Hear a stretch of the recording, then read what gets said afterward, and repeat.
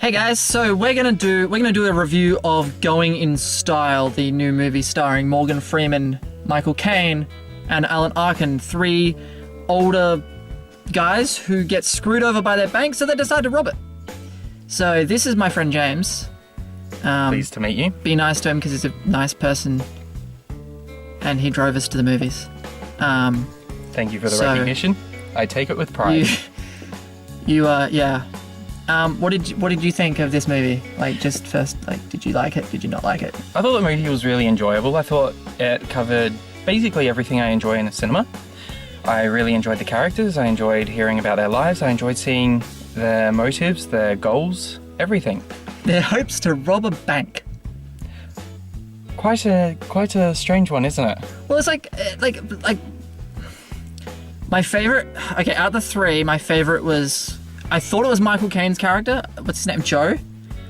But I think my favorite might be Alan Arkin's character. I think it's Al. Yeah, they refer to him as Al. I'm not sure if it's Albert or Alfred, but it was one of the two. But they refer to him as Al all the time, and he was just sarcastic and sadistic, and it just, initially he doesn't want to go along with their plan, and then he decides, something happens, and he's like, okay, all right, I'm in.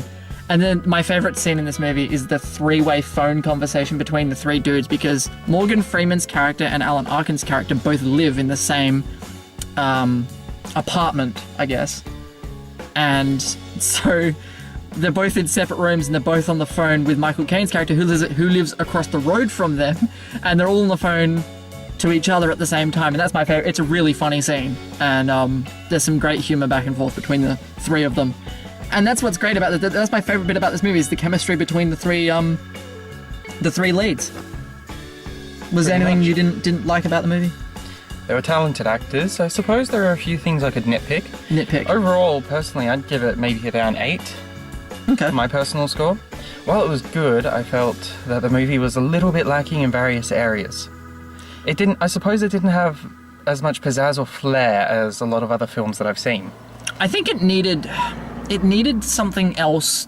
Like, you sort of knew a bit about their backstories. Like, you knew, Michael Caine's character has, a daughter and a granddaughter, and he's trying to support them. And Morgan Freeman's character also has a granddaughter, and Alan Arkin's character, I don't think, had anyone.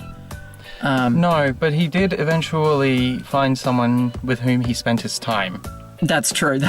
And I don't know the actress's name, and I should. But she is rather amusing and quirky. Most of the elderly are actually quite quirky people. And you know what? It was all of the older cast. I say older cast, I mean, like, in their 60s. Well, my favorite. It's the younger cast I didn't really like. Like, the daughter was fine, the granddaughter was fine. It's like the dude who played the detective in this movie. I don't know his name, the actor's name. I didn't like him. And it's not that I didn't like him as a character. I just thought as an actor he didn't give, he wasn't. It was definitely the older actors who stole the show. Oh, definitely. You could see quite a good level of skill even from the younger actors, but there is a very large difference between the likes of Michael Caine and, honestly, I'm not good with names, some guy who plays a detective or a bank teller. It shows. It really actually does. And there's a dude who plays the dude who works at the bank teller at the bank. And while he had some funny moments, it almost felt like he was like too cartoony. He was trying too hard to be funny, and it just didn't work for me. Like, in some parts of it, he's funny. Like, he's one of those ones that are funny in small doses. I would compare him to Newt from Fantastic Beasts, because both of them were quirky, fidgety, and kind of had their own direction in life. They didn't quite fit in with the normal rules that apply to society. Yeah, but also, unlike Newt, I didn't like him. What, the performance or the character? The character. The character? Okay, what was your favourite scene in the movie? Ooh, hard one. Because mine's the three-way conversation, and I did like the end scene, but I can't say what that was because I'd be spoiling it. Well, I liked one of the youngest members of the cast. She makes an unlikely entrance as a heroine to the story. And honestly, I actually quite enjoyed everything around her. Down to the Oh! music, the score. I was trying to work out which one you meant. I was like, I know who you mean. She was great. There is a little girl in this movie, by the way, who's like he's referring to, who she stole the show. She stole the she did. If there was one person who stole the show from three of the greatest actors and most well-respected actors in this business, she stole the show. She did. I think she's going to be in more things because she was great. It was such a simple performance, but sometimes that's all you need. And she had her role small. She's in like, what, 2 scenes? 2 scenes. She's in 2 scenes. Yeah, she is. She's in 2 scenes. Technically 3, but that's splitting hairs. But it doesn't matter. She did what she did, and she did it well. It's interesting to see such a young actress. Even if she doesn't actually want to be an actress, it is interesting to see these sorts of people. Because you never know what kind of talents and attributes someone's going to bring. It's great having an elderly cast. You've got it for movies like, was it Trip to Las Vegas? Yeah, this is we were talking about it before, and I think other people have mentioned it in their reviews. This is like the Morgan Freeman, trilogy of I'm retired, I'm going to do some stupid crazy shit. Because he had Las Vegas, he had The Bucket List, and he had Going in Style. And Red. There's another one, Red, which I love Red. which admittedly is a little bit different tone.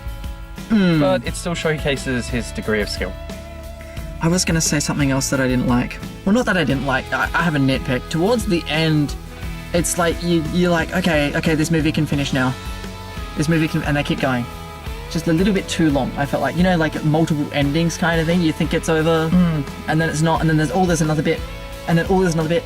And like, that's a nitpick. Like, I'm not going to crack up because I had a great time watching this movie. I enjoyed it as well. One thing I did notice is the structure kind of defies the expectations because there is no true climax. That's true. Because a climax, traditionally, it's where tension builds up and then releases instantly. It had none of that. Tension built up, but it simply dissipates. You felt the tension build up, like, during the heist. And, when they, and after the heist, and are they going to get away with it? You felt that, or at least I felt that.